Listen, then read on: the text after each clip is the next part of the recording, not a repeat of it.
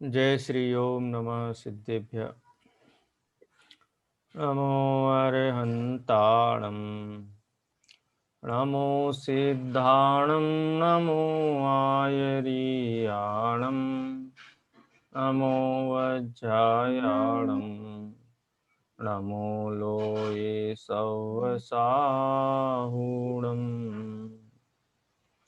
मंगलमय मंगल करण वीतराग विज्ञान नमो ताहि जाते भय अरहंतादि महान। करि मंगल करियो महाग्रंथ करन को कार याते मिले समाधि सब पावे निज पद राज। इस भव तरु का मूल एक जानहु मिथ्या भाव ताको कर निर्मूल अब करिए मोक्ष उपाय। मोक्ष मार्ग प्रकाशक ग्रंथ पे चर्चा चल रही है। सम्यक सन्मुख मिथ्या दृष्टि का स्वरूप, जिसमें अनेक युक्तियों द्वारा पंडित टोडरमल जी ये सिद्ध करते हैं कि किस प्रकार से सम्यक सन्मुख मिथ्या दृष्टि सम्यक्त की दिशा में गतिमान है।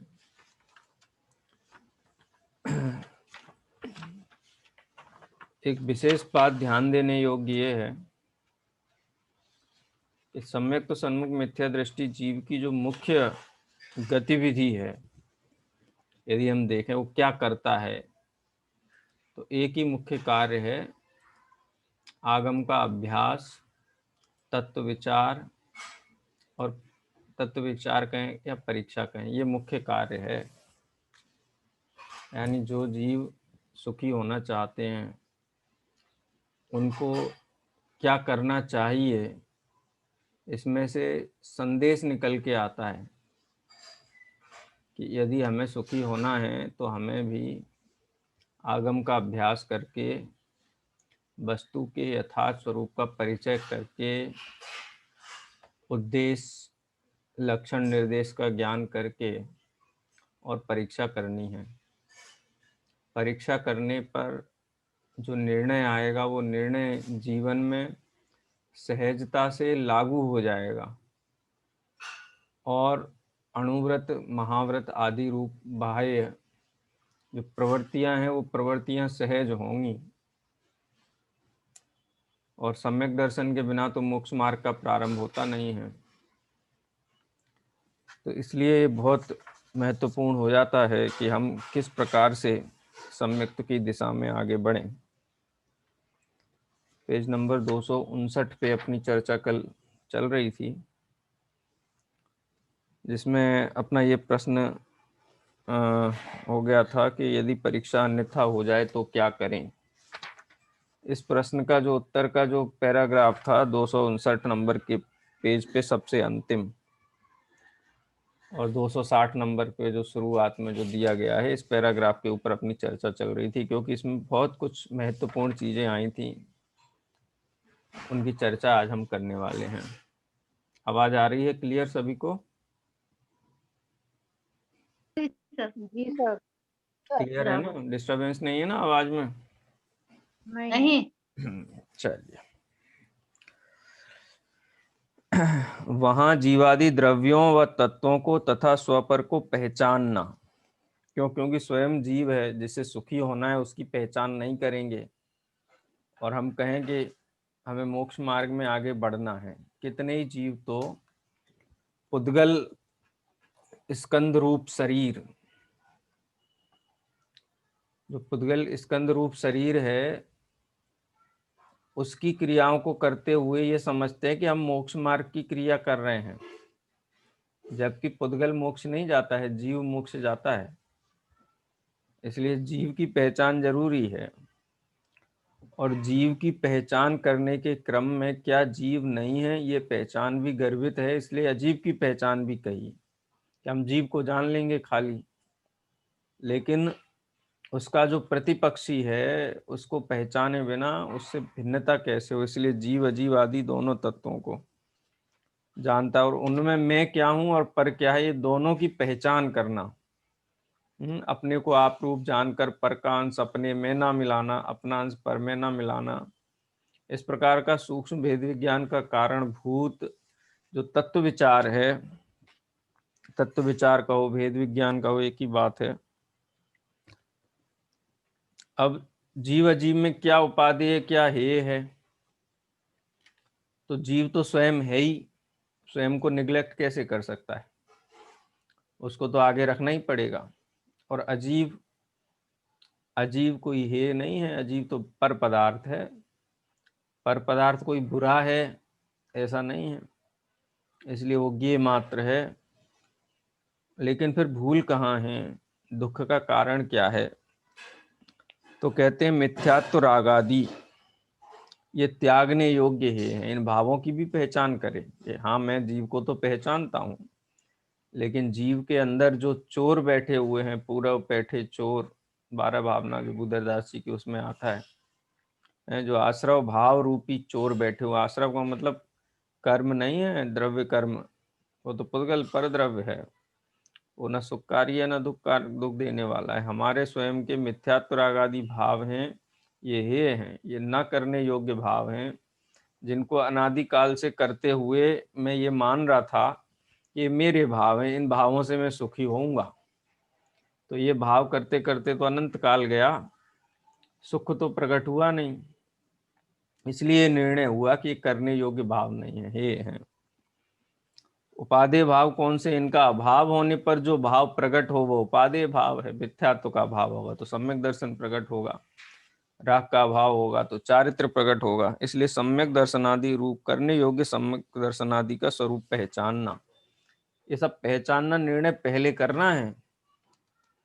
हमको शिखर जी जाना हो तो ये निर्णय हमको पहले करना पड़ेगा कि कौन सी ट्रेन लेकर के जाती है, कितने बजे चलती है, कितने बजे, कितने किस किस तारीख को चलती है, कितने बजे निकलेगी, कितने बजे पहुंचेगी, कौन सी सीट चाहिए, कौन सा कोच चाहिए, कौन सा क्लास में टिकट, ये सारे निर्णय पहले करने पड़ते हैं। कि वो हम बैठेंगे तब देख लेंगे, जब सम्यक दर्शन होगा तब हम विचार करेंगे, नहीं, ये सारी पूर्व भूमिका है सम्यक दर्शन की। पूरा मिथ्या दृष्टि जीव सम्यक्त्व का जो पात्र है वो सर्व प्रकार से निर्णय कर लेता है, सम्यक्त्ववत निर्णय उसका होता है, बस अनुभूति की कमी रह जाती है।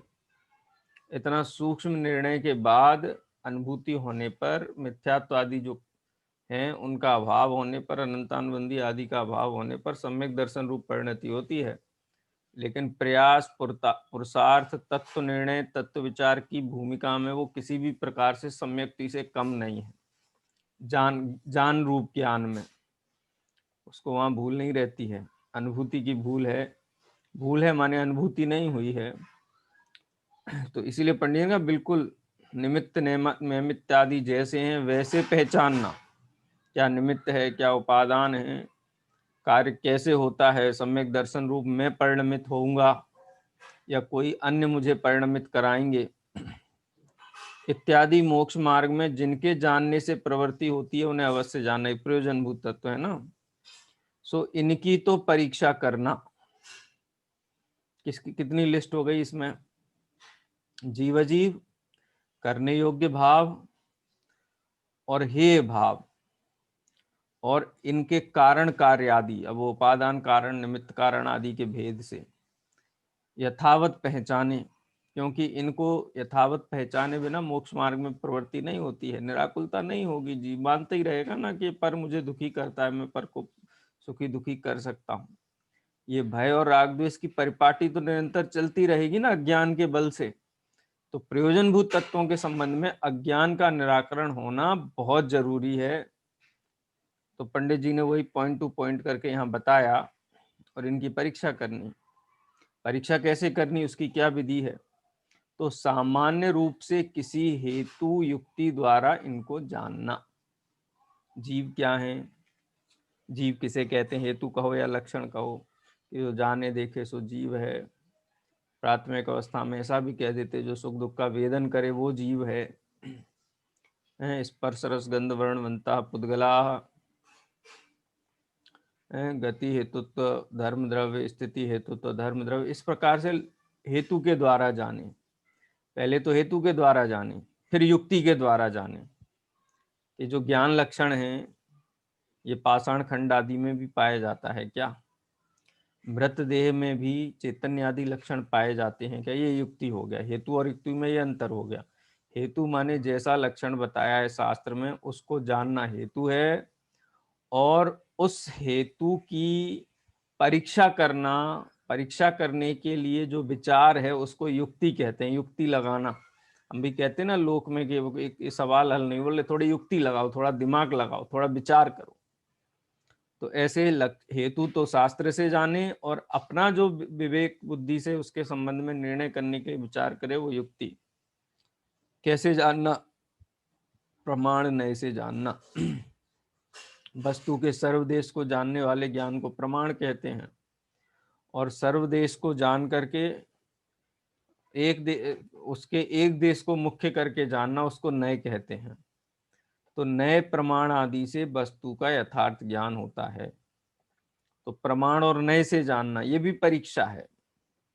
प्रमाण नयात्म को न्याय, वह निर्देश स्वामित्व आदि से जानना। जैसे तत्वार सूत्र में देखो, जो तत्वार सूत्र की जो शैली है ना, जो सूत्र है एक के बाद एक, जीवा जीवा श्रव वन संवर निजरा मोक्षास्तत्वम, प्रमाण नैर्धिगम, निर्देश स्वामित्व साधना अधिकरण स्थिति विधानता सत्संख्या कालांतर भावाल्प बहुत, ये सारी उसकी विधियां हैं जानने की, किस प्रकार से जाने।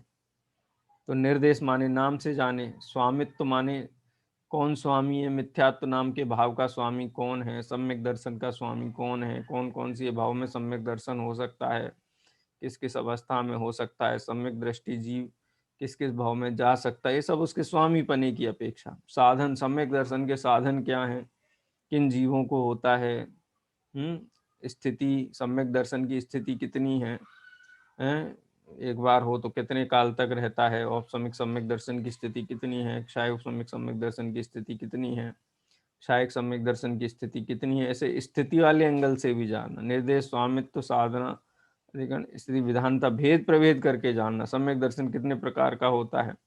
ऐसे अनेक प्रकार से जीव आदि 7 तत्वों को, सम्यक दर्शन आदि को, सबको इन विधियों से जाने।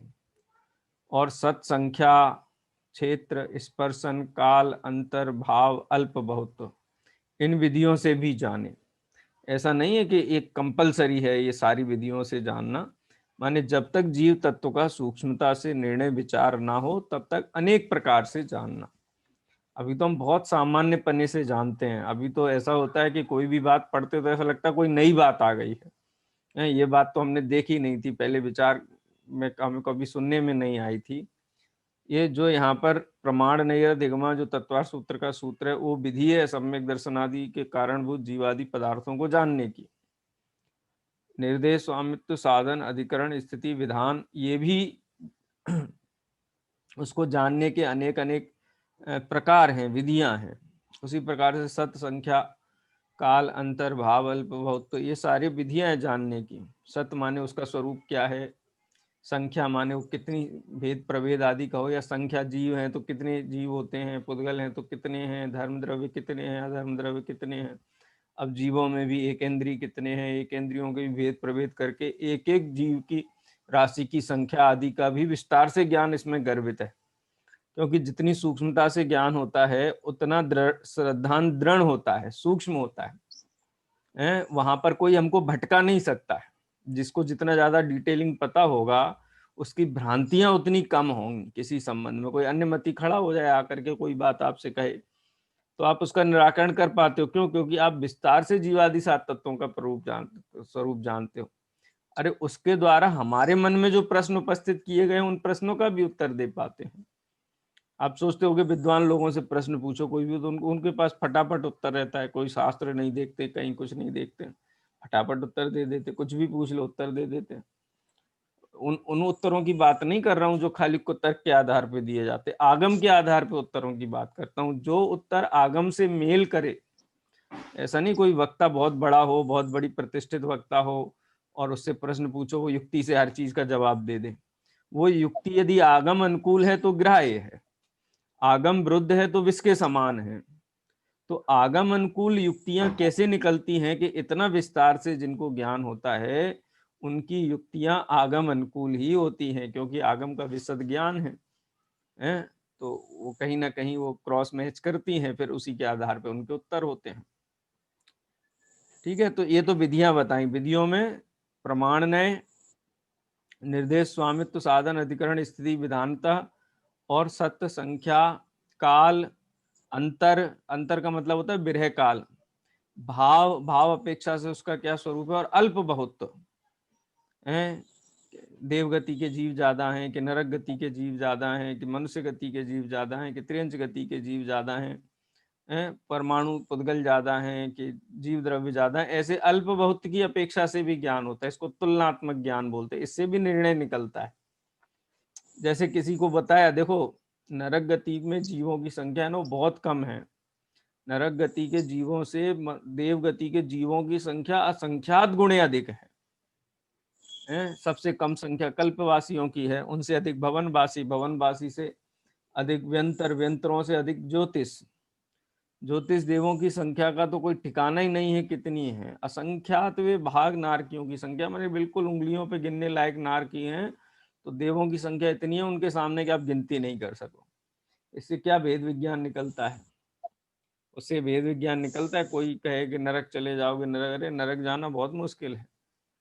नरक में सीटें ही नहीं है कि ज्यादा जीव वहां समा सके। तो बहुभाग जीव 1360 सागर तो देवायु का होता है, और 700 कितना 1360 और 640 नरक आयु का होता है। करेंगे हम।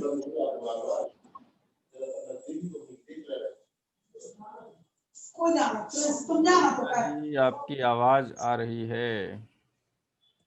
हाँ, तो आए ना क्या, अल्प बहुत तो जानने से क्या होता है कि देवायु के प्रति जीव की जो बहुत रुचि है ना, ग्रद्धता है, वो मिटती है। कि देवायु तो बहुत मिलेगी, नरकायु नहीं मिलेगी। नरक का तो बहुत कम चांस है। देवगति में तो बहुत असंख्यात असंख्यात असंख्यात देव देवी होते हैं। तो ये जो लालच है वो लालच टूटता है। इसीलिए जब विस्तार से हम किसी विषय को जानते हैं तो उसके संबंध में अनेक भ्रांतियां दूर होती हैं, अनेक विकल्प दूर होते हैं, और विकल्प भ्रांतियां दूर होने से जीव के परिणाम निर्मल होते हैं। वेद विज्ञान सूक्ष्म होता है, इसलिए इस प्रकार से जानने के लिए यहाँ पे कहा गया है। जैसी बुद्धि हो, जैसा निमित्त बने, उसी प्रकार इनको सामान्य विशेष रूप से पहचानना। जैसी बुद्धि हो, अब किसी को बहुत ज्यादा डिटेलिंग नहीं ख्याल में पड़ती हो तो जितना विषय ख्याल में आए उसके आधार पर ही भेद विज्ञान को जागृत करे। देखो जिसको बुद्धि बहुत होती है ना उसको संकल्प विकल्प भी बहुत ज्यादा होते हैं, इसलिए उसको बहुत पढ़ना चाहिए। बहुत अभ्यास की आवश्यकता है। जो सरल बुद्धि होते हैं और क्षयोपम कंपेरेटिवली कम होता है, तो उनको जो पॉइंटेड क्वेश्चन है वो कम होते हैं। इसलिए बुद्धि के अनुसार भी विचार करें प्रयोजनभूत तत्व के संबंध में, तो भी काम हो सकता है। ठीक है, जैसी बुद्धि हो जैसा निमित्त बने। अब कोई भी यही बैठे और रोता रहे कि भाई अब तो सर्वज्ञ भगवान होते तो कितना सरल हो जाता तत्व ज्ञान, समोसरण में जाते और फटाफट सारे प्रश्नों के उत्तर। शाम को 8 बजे से जूम ऐप खोल के बैठना, उसके सामने चालू रखना, कभी नेटवर्क नहीं है, कभी मोबाइल की बैटरी डिस्चार्ज हुई जा रही है, कभी घर में कोई मेहमान आ जाता है, कभी दूसरा काम हो जाता है, तो कितना डिस्टर्ब होता है। समोसरण होता तो कितना बढ़िया रहता। समोसरण होता तो फटाफट अपने को सम्यक दर्शन हो जाता। समोसरण में कितनी बार गया ये जीव, हमारे हम ही कितनी बार समोसरण में गए हैं, काम हुआ कि नहीं हुआ। पंडित जी कहते हैं जैसा निमित्त बने, रुचि की मुख्यता है। रुचि के अनुसार जो श्रम किया जा रहा है उस दिशा में जो निमित्त बने। पंडित आशाधर जी ने तो ऐसा कहा है कि बहुत सारे जीव बहुत शोक संतप्त रहते हैं, दुखी रहते हैं। क्या सोच सोच के दुखी रहते हैं कि देखो सर्वज्ञ भगवान नहीं है इस काल में। अगर सर्वज्ञ भगवान होते तो कितना अच्छा होता, कितना बढ़िया होता, मोक्ष का मार्ग कितना सरल हो गया होता। सारा का सारा ज्ञान हमने समोसरण में जाके कर लिया होता। पंडित आशाधर जी ये कहते हैं कि कोई जीव यदि ये बहानेबाजी करता है, ये शोक करता है, कि पंचम काल में सर्वज्ञ नहीं है इसलिए हम कैसे सम्यक दर्शन करें, तो ये बहुत छल है उसका। ऐसा विचार नहीं करना चाहिए, क्योंकि समौ शरण में भी जीवादि सात तत्वों के उपदेश को ग्रहण करके जीव सम्यक दर्शन करता है, और जिनेंद्र भगवान की वाणी जो वर्तमान में उपलब्ध है उसमें भी जीवादि सात तत्वों का बहुत स्पष्ट स्वरूप बताया गया है, और ये पंचम काल के अंत तक इसका लोप होने वाला नहीं है। सत्य तत्व का सत्य मार्ग तब तक अक्षुण्ण रहने वाला है, भले ही संख्या कम हो, लोग उनको निग्लेक्ट करेंगे, उनकी निंदा करेंगे, उनको भला बुरा कहेंगे, क्योंकि ऐसा ही होगा ना। क्षीण कैसे होगा कि बहुभाग होगा, नामधारी जैन भी होंगे, नामधारी वो भी मूल तत्व का विरोध करेंगे, लेकिन फिर भी पंचम काल के अंत तक मूल तत्व जाएगा, और जो निसंकित निकांक्षित होकर के तत्व की आराधना करेंगे वो सम्यक दर्शन भी प्रकट करेंगे। इसलिए निमित्त का भी शोक नहीं करना, ऐसा पंडित जी यहाँ कहते हैं। बुद्धि का शोक नहीं करना, हमारे पास बुद्धि अल्प है, अरे जितनी है उसका उपयोग करो। संगी पंचेंद्री पना तो है ही। बाबूजी उगिल जी साहब क्या कहते थे कि जिस व्यक्ति को मूंगफली छील के खाना आता है ना, इसका मतलब वो भेद विज्ञान कर सकता है। छिलके के साथ तो मूंगफली नहीं खाता पशुओं की तरह, हैं? ठीक है। तो जैसी बुद्धि हो, जैसा निमित्त बने, उसी प्रकार इनको सामान्य विशेष रूप से पहचानना, यानी निमित्त और बुद्धि, इनके लिए शोक नहीं करना, इनको बाधा नहीं मानना। जितनी सामर्थ्य हो और जैसा योग हो उसी में इनकी पहचान करना, सामान्य विशेष रूप से पहचानना। सामान्य का मतलब नाम आदि जानना, लक्षण आदि जानना, और विशेष माने उनको और ज्यादा भेद प्रभेद विस्तार से जानना, तथा इस जानने में उपकारी, अब गुण स्थान, मार्गणा स्थान व पुराणादि व व्रतादि क्रियादि का भी जानना योग्य है। ये एक लाइन में पंडित जी ने द्रव्यानुयोग के साथ में शेष 3 अनुयोगों की स्थापना कर दी। क्या कहा कि जीव के और विशेष जानना हो तो कर्णानुयोग के ग्रंथों से भी जानना, गुण स्थान, मार्गणा स्थान आदि जानना। इससे जीवादि तत्व जो द्रव्यानुयोग के अंतर्गत पड़े हैं उनमें सूक्ष्म श्रद्धान होगा, दृढ़ श्रद्धान होगा। पुराण आदि से जानना, महापुरुषों की जीवन कथा, किस प्रकार से पूरे जीवन भर पाप पुण्य फल भोगते हुए अनेक भाव धारण करते हैं, और जब वे पाप पुण्य रूप के निमित्त भूत जो शुभ अशुभ भाव है उनको छोड़ करके वितराग भाव रूप परिणमित होते तो किस प्रकार से निर्वाण को प्राप्त करते हैं, वितरागता को प्राप्त करते हैं। ऐसी कथा कहानियां जो पुराण आदि में दी गई हैं वहां से भी जानना, उससे भी प्रेरित होना, क्योंकि अपना काम बनना चाहिए ना, जैसे बने जहां से बने, अपना काम सफल होना चाहिए। और काम सफल करना है अपना, अपने लक्ष्य जो निर्धारित किया है सुखी होने का, अगर वहां तक पहुंचना है तो सर्व प्रकार से उद्यम करना। व्रतादि क्रियादि का भी जानना योग्य है, इनके संबंध में भी ज्ञान होना चाहिए। देखो, जीवन में व्रत नहीं होते हैं इस बात का खेद तो ठीक है, लेकिन शोक नहीं होना चाहिए। खेद और शोक में अंतर होता है। कुछ नहीं कर पाते हैं, कुछ नहीं कर पाते हैं, कुछ नहीं कर पाते हैं। और खेद ये होता है कि देखो, हमारी भी कसाय भाव रहित परिणति हो तो हमारे जीवन भी व्रतों से समृद्ध हो जाएं, तो अंतर्मुखी होकर के भेद विज्ञान को बढ़ाता है। और जो शोक संतप्त हो जाता है उनको तो कितने व्रत हैं, कितने नियम है, हमारे तो होते ही नहीं है, कर्ता बुद्धि करके शोक करता है।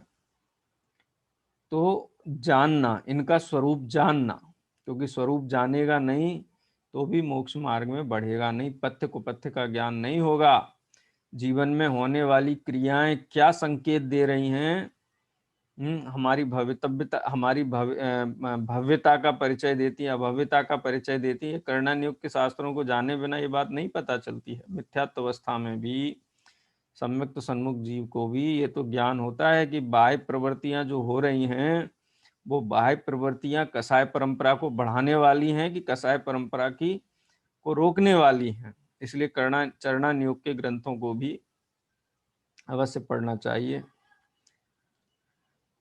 यहाँ जिनकी परीक्षा हो सके उनकी परीक्षा करना, ना हो सके उनकी आज्ञानुसार जानकारी करना। अब कई लोग इस बात के पीछे पड़ जाते हैं कि क्या कोई ऐसा प्रमाण मिलता है, साक्ष्य मिलता है कि 500 धनुष की काया वाले जीव होते थे, तो कहीं उनके अवशेष मिले, डायनासोर के अवशेष मिलते हैं ना, ऐसे एक सज्जन थे, IRS ऑफिसर थे, इंडियन रेवेन्यू सर्विसेज से रिटायर्ड हैं। उनका एक बार फ़ोन आया मेरे पास, बोले कि आपसे एक बात जानना चाहता हूँ मैं बताइए कि आदिनाथ आदि जो तीर्थंकर थे वो इतनी उनकी हाइट होती थी 500 धनुष, तो कहीं किसी ने कोई ऐसा रिसर्च स्टडी किया है जहाँ पर ये सिद्ध कर सकें कि 500 धनुष की काया होती थी? मैंने कहा आप कैसे सिद्ध करोगे, कोई आज से 1,00,000-2,00,000 साल पहले तो हुए नहीं, वो तो बहुत लंबा काल गया है। उनकी स्वयं की आयु ही 84 लाख पूर्व थी आदिनाथ भगवान की। 84 लाख पूर्व आयु का मतलब, एक पूर्व का मतलब होता है 70,56,000 करोड़ वर्ष। 70,56,000 करोड़ वर्ष तो खाली एक पूर्व में होते हैं। तो आप ऐसे जैन धर्म की सत्यता का भान नहीं कर सकते, कितनी ही चीजें तो आज्ञा से माननी पड़ेंगी। आपको सत्य परीक्षण करना है ना, तो अब तत्व ज्ञान की तरफ से करिए, 6 द्रव्य के अस्तित्व की तरफ से करिए। 6 द्रव्य जो जिनेंद्र भगवान ने बताया, कोई 7वां तत्व आप सिद्ध कर दो, 7वां द्रव्य सिद्ध कर दो दुनिया में, तो माने परिपूर्ण व्यवस्था का जो निदर्शन किया है, जिसकी हम वर्तमान में लक्षण परीक्षा कर सकते हैं। अब ग्रह नक्षत्र आदि के संबंध में इतने प्रश्न होते हैं, चंद्रमा पे गया नहीं गया, मंगल ग्रह पे गया कि नहीं गया, ये तो कहते हैं गया है और ये कहते हैं नहीं गया है।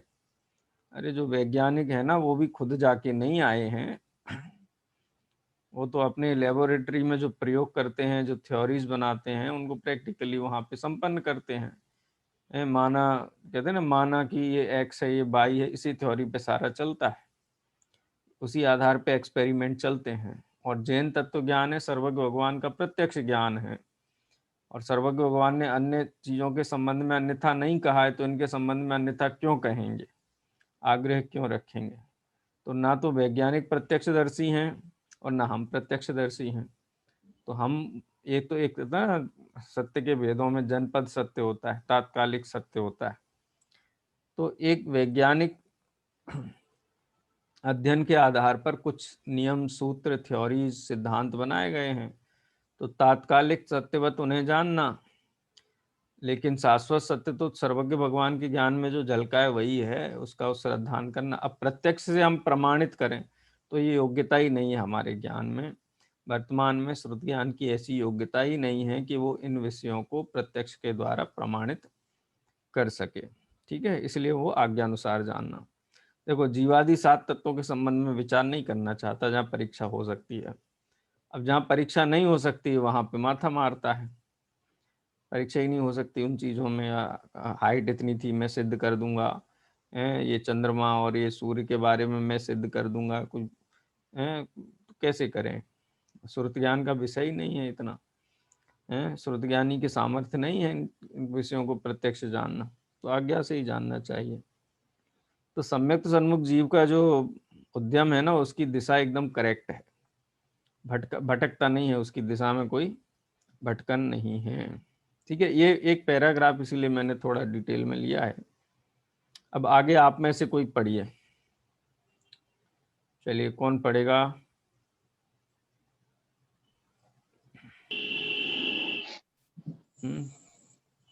शिरोमणि जी पढ़िए, शिरोमणि जी।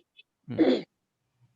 इस प्रकार इस जानने के अर्थ कभी स्वयं ही विचार करता है, कभी शास्त्र पढ़ता है, कभी सुनता है, कभी अभ्यास करता है, कभी प्रश्नोत्तर करता है, इत्यादि रूप प्रवर्तता है। अपना कार्य करने का इसको हर्ष बहुत है, इसलिए अंतरंग प्रीति से उसका साधन करता है। इस प्रकार साधन करते हुए जब तक नंबर 1 सच्चा तत्व श्रद्धा ना हो, 2 यह इसी प्रकार है ऐसी प्रतीति सहित जीवादि तत्वों का स्वरूप आपको भाषित ना हो, 3 जैसे पर्याय में अहम बुद्धि है वैसे केवल आत्मा में अहम बुद्धि ना आए, नंबर 4 हित अहित रूप अपने भावों को ना पहचाने, तब तक सम्यक्त्व के सन्मुख मिथ्या दृष्टि है। यह जीव थोड़े ही काल में सम्यक्त्व को प्राप्त होगा, इसी भाव में या अन्य पर्याय में सम्यक्त्व को प्राप्त करेगा। हाँ बस, इस भाव जी देखो इसमें बहुत महत्वपूर्ण चीजें हैं। इस पैराग्राफ में बहुत प्रसिद्ध पैराग्राफ है, इसको बोल्ड में भी आधा पैराग्राफ किया गया है कि ऊपर जो बताए ना, परीक्षा हो सके उनकी परीक्षा करना, आज्ञा से जानना, इस प्रकार जानने के अर्थ कभी स्वयं ही विचार करता है। जानने के अर्थ माने निर्णय करने के अर्थ, भाव वासना के अर्थ स्वयं विचार करता है। कभी शास्त्र पढ़ता है, कभी सुनता है, कोई योग्य वक्ता हो जिन आगम की बात सरल करके समझा रहा हो तो सुनता है, अभ्यास करता है, लिखता है, दूसरों को बताता है, स्मरण करता है। ये अभ्यास करना, बार बार चिंतन अनेक निमित्तों से लिख करके करे, बोल करके करे, सुन करके करे, पढ़ करके करे। कभी प्रश्नोत्तर करता है, जो मन में अनेक बातें हैं जिनका समाधान नहीं है, अथवा और सूक्ष्मता से किन्हीं विषयों को जानने के लिए प्रश्नोत्तर करता है, इत्यादि रूप प्रवर्तता है।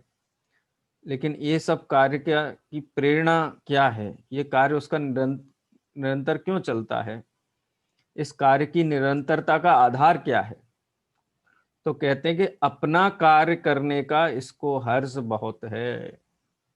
बोलो, सीजन का टाइम होता है ना, और व्यापारी दुकान पे बैठता है, सवेरे 6 बजे से जाके जम जाता है, और ग्राहक आ रहे हैं, खूब बिक्री हो रही है, खूब लाभ के साथ में बिक्री हो रही है, कोई मोल भाव नहीं, जो भाव बोलता है वो भाव ग्राहक लेकर के जाता है, लाइन लगी रखी है।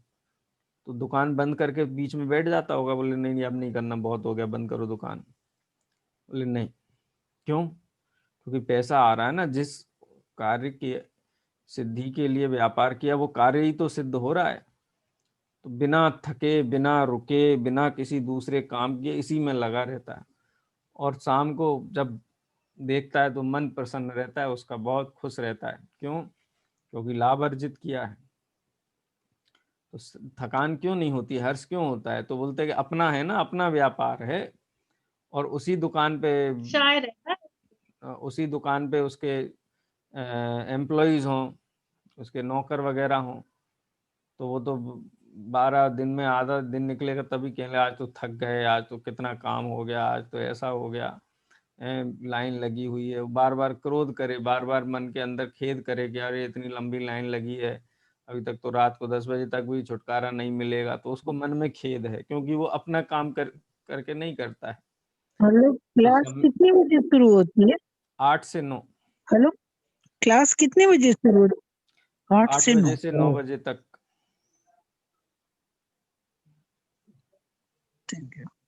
सूचना मैंने दी थी ना ग्रुप के ऊपर, 8 से 9 चलेगी क्लास, क्योंकि बाकी क्लासेस अभी मेरी पूरी हो गई हैं, एक यही चल रही है, तो समय इसीलिए थोड़ा प्रीपोन्ड किया है। ठीक है, अपना कार्य करने का इसको हर्ष बहुत है, इसलिए अंतरंग प्रतीति से उसका साधन करता है। आपने पढ़ते समय शिरोमणि जी ने प्रीति शब्द पढ़ा, शायद आपके पुस्तक में प्रीति शब्द है कि प्रतीति शब्द है, कंफर्म करिए शिरोमणि जी। सर प्रीति लिखा है। प्रीति लिखा है कि प्रतीति लिखा है? प्रीति है सर। नहीं, प्रीति है। प्रतीति है सर, प्रतीति। हमारे इसमें प्रीति लिखा है। दोनों ही वैसे सही हैं, फिट होते हैं इस प्रसंग में। अंतरंग प्रीति से उसका साधन करता है या अंतरंग प्रतीति से उसका साधन करता है, दोनों ही अर्थ उसके सार्थक हैं यहाँ पे। अंतरंग प्रीति से कार्य करता है, इसलिए उत्साह कम नहीं रहता है, उत्साह निरंतर बढ़ता हुआ रहता है। और प्रतीति से करता है माने समझ करके आगे बढ़ता है, बिना समझे नहीं बढ़ता है। तो समझ करके जो चीज समझ में आती है उसमें आनंद आता है। किसी को मैथ्स बहुत अच्छा लगता हो और बढ़िया चल रहा हो, समझ में आ रहा हो, तो कितना आनंद आता है, और समझ में नहीं आता है तो फिर वो पराधीनता जैसी लगती है। तो इसको भेद विज्ञान, तत्व ज्ञान, जीवादि सप्त पदार्थों का बहुत रुचता है। क्यों? क्योंकि उसको समझ में आता है, पॉइंट टू पॉइंट, जीवन में एकदम प्रैक्टिकल भाषित होता है कि हाँ यही वस्तु का यथार्थ स्वरूप है। आज जानने में आया, मैंने विचार किया तो बिल्कुल ऐसा ही मुझे भाषित होता है। तो अंतरंग प्रतीति से उसका साधन करता है। प्रतीति होने से ही प्रीति उत्पन्न होती है, क्योंकि प्रतीति ना हो तो प्रीति उत्पन्न कैसे हो? प्रतीति माने समझ में आना, भाव भासना होना। इस प्रकार साधन करते हुए, अब ये सम्यक तो सन्मुख मिथ्या, किसी ने प्रश्न था ना, लता किसका, अलका जी का था शायद, कि कितने पहले सम्यक दर्शन होने के कितने समय पहले तक वो सम्यक तो सन्मुख मिथ्या दृष्टि कहलाता है। उस प्रश्न का उत्तर ये है, इस प्रकार करते हुए माने अपना कार्य जान करके करते हुए, जब तक सच्चा तत्व श्रद्धान ना हो। सच्चा तत्व श्रद्धान किसे कहना? प्रतीति ना हो, अनुभूति ना हो। यह इसी प्रकार है, ऐसी प्रतीति सहित जीवादि का स्वरूप आपको भाषित ना हो, जैसे पर्याय में अहम बुद्धि है। अभी तक में तन उपजत अपनी उपज जान, तन नसत आपको नाश मान, इसमें जो हर्ष और शोक होता था, रुग्ण हो गया, अब तो देह चली जाएगी, अब देह जाएगी तब जाएगी, लेकिन इसका मरण तो उसी समय से शुरू हो जाता है जिस समय इसको आशंका उत्पन्न हो जाती है कि अब तो देह जाने वाली है, पर्याय में अहम बुद्धि के कारण। लेकिन सम्यक्ति जीव को ये अहम बुद्धि चली जाती है। जो ज्ञान लक्षण वाला प्रसिद्ध जीव तत्व मैं हूं, जिसमें जो जानता है, वेदन करता है, सुखी होता है, ऐसा तत्व मैं हूं, उसमें अहम बुद्धि ना आए। मिथ्या दृष्टि कब तक रहता है? उसके लिए कहते हैं कि जब तक पर्याय से अहम बुद्धि छूट करके आत्मा में अहम बुद्धि ना आए, हित अहित रूप अनेक भावों को न पहचाने, तब तक सम्यक्त्व के सन्मुख मिथ्या दृष्टि है। पर होते हुए रागादि भाव ये इसको ना रुचें। वीतराग रूप भाव, निर्मल पर्याय रूप जो भाव हैं, वो भाव प्रकट होने पर ये विभाव भाव, शुभ शुभ के भाव हैं, ये उसको रुचे नहीं हैं। हित अहित रूप भावों को पहचाने, ये भाव मेरे लिए अच्छा है, ये अच्छा नहीं है। छठे गुण स्थान में उत्कृष्ट स्तुति विद्या, स्तुति वंदना आदि करते हुए मुनि भगवंत उन भावों में रचते पचते नहीं है, उनको रुचते नहीं है, वो भाव शुद्धोपयोग रुचता है। तो ऐसा सूक्ष्म भेद विज्ञान जब इस जीव को हो जाता है, रागादि भाव हितकारी भाषित होते हैं, निष्कषायपना, वीतरागता, ये हितकारी भाषित होते हैं। जब तक ऐसी परिणति ना हो जाए तब तक वो सम्यक तो सन्मुख मिथ्या दृष्टि है। यह जीव थोड़े ही काल में सम्यक्त को प्राप्त होगा। अब थोड़े काल का मतलब अंतर मुहूर्त है कि साल है, 2 साल है, 6 महीने है, कोई कहते 6 महीने में हो जाता है। तो पंडित जी ऐसी कोई काल मर्यादा नहीं करते, क्योंकि हर जीव का इंडिविजुअल केस है, इंडिविजुअल पुरुषार्थ है, उसके आधार पे होता है। लेकिन एक बात निश्चित है कि वो शीघ्र ही सम्यक्त को प्राप्त करेगा। अब अनंत काल की परिपाटी में देखो तो शीघ्र का मतलब अगला भाव भी हो सकता है, और शीघ्र का मतलब अंतर मुहूर्त भी हो सकता है। तो अपनी अपनी योग्यता के केस टू केस ये डिफर करेगा।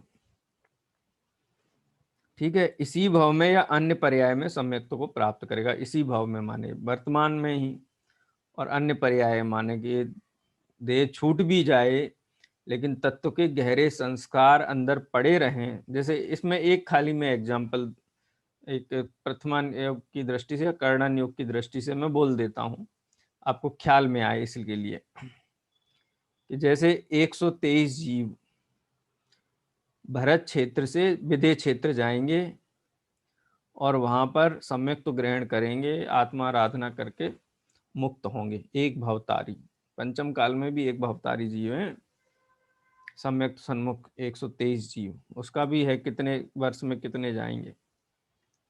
तो जिनकी तैयारी यहाँ भरपूर है, ऐसा नहीं है कि सर्वार सिद्धि के देवी एक भवतारी